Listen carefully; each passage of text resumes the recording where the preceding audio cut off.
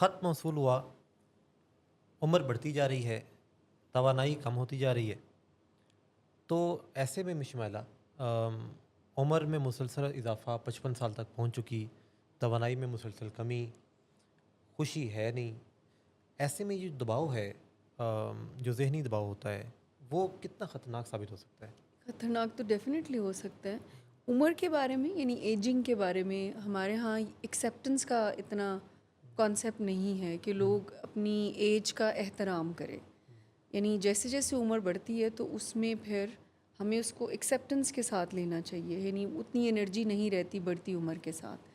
اور اگر ہم اس بات کو تسلیم نہیں کرتے اور صرف دوڑتے رہتے ہیں اپنی باڈی کا اپنی ایج کا خیال کیے بغیر، تو پھر کیا ہوتا ہے کہ ون فائن ڈے آپ کا جو جسم ہے وہ تھک جاتا ہے اور پھر بیماریاں آنا شروع ہو جاتی.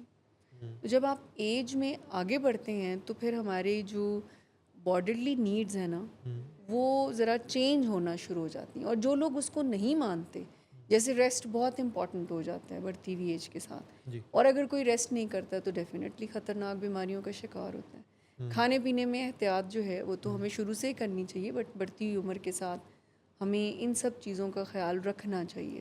دیکھیے اس میں سب سے جو اہم پہلو ہے نا، ورکہولزم کا جو ٹریپ ہے اس میں سے نکلنے کے لیے جو پہلا سٹیپ ہے جی.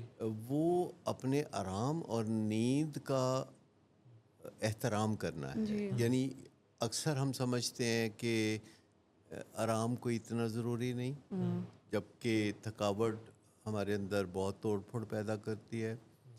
یا نیند تو بالکل ہی وقت ضائع کرنے والی بات ہے، نیند لیکن نیند ایکچولی ہمیں ایک کام کے لیے تیار کرتی ہے. تو اس میں جو کلاک ہے وہ بڑی اہمیت رکھتا ہے، کیونکہ زیادہ تر لوگ جنہیں وقت کی کمی کا سامنا ہوتا ہے یہ وہ ہوتے ہیں جو راتوں کو 1 2 3 بجے تک کام کرتے ہیں. جو لوگ صبح 5 بجے اٹھنے کے عادی ہیں، جی. دنیا بھر میں ایک یہ نیا فیشن ہے سی ای اوز میں 5 AM کلبس. 5 AM کلب جس جی. کو کہا جاتا ہے، کہ جتنے بھی ٹاپ کے سی ای اوز ہیں جی. وہ صبح 5 بجے اٹھتے ہیں. تو چونکہ تھوڑا وہ وقت سے پہلے کام کرنا شروع کر دیتے ہیں، پرویکٹیولی کام کرنا شروع کر دیتے ہیں، تو جتنی دیر میں ساری دنیا سو کے اٹھتی ہے وہ کافی کام نپٹا چکے ہوتے ہیں. اور پھر جب وہ صبح 5 بجے اٹھتے ہیں تو ان کو لوگ ڈسٹرب بھی نہیں کرتے، کیونکہ زیادہ تر لوگ اس وقت سوئے ہوتے ہیں. سوئے ہوئے ہوتے ہیں. اور یا سونے کی تیاری کر رہے ہوتے ان ہیں. کا رابطہ جو ہے، جو ورکہولکس ہیں ان کا رابطہ ورکہولکس سے ختم ہو جاتا ہے جب وہ جلدی سونا شروع کرتے ہیں، جیسے 9 10 بجے سونا شروع کرتے ہیں. تو آپ کو پتہ ہے نشئی کا رابطہ نشئی سے رہے تو پرابلم ہے. جی. جی. اگر کوئی کسی نشے کو چھوڑنا چاہتا ہے، ورکہولزم بھی ایک نشہ ہے، ایڈکشن ہے بالکل. تو اگر کوئی اسے چھوڑنا چاہتا ہے تو سب سے پہلے تو رات 9 10 بجے سونے کا اہتمام کر لے. یہ سنگل امپورٹنٹ سٹیپ ہے جو ان کی زندگی میں بہت دور تک جائے گا، کیونکہ کوئی ورکہولک 9 10 بجے نہیں سوتا، اور کوئی جو ورکہولک یا الکہولک سویرے 5 بجے نہیں اٹھتا.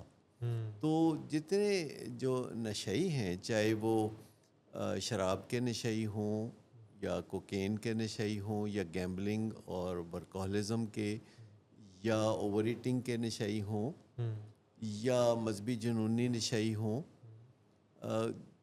یا وہ جو سوشل ورک کرنے کے بڑے شوقین ہیں، چاہے وہ نیکی کے کام ہو چاہے وہ بدی کے کام ہوں، جو لوگ بھی اس میں جنون کو اختیار کرتے ہیں تو وہ نشے کی بیماری میں مبتلا ہوتے ہیں، چاہے وہ ایمبیزلمنٹ کے نشئی ہوں یا ٹیررزم کے نشئی ہوں. تو ان کی زندگی میں آپ یہ دیکھیں گے کہ وہ رات کو دیر تک جاگتے ہیں اور صبح دیر تک سوتے ہیں. جی.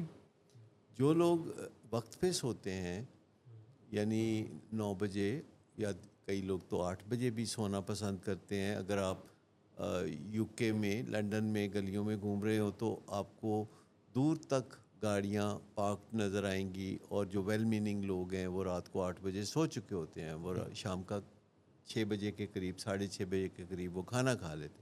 اور ایک دوسرا طبقہ ہے جو رات کو 3 4 بجے تک جاگتا ہے، سڑکوں پہ ہلا گلا کرتے نظر آتا ہے، اور پھر وہ جب جاگنے کا ٹائم ہوتا ہے تو ان کے سونے کا ٹائم ہو جاتا ہے.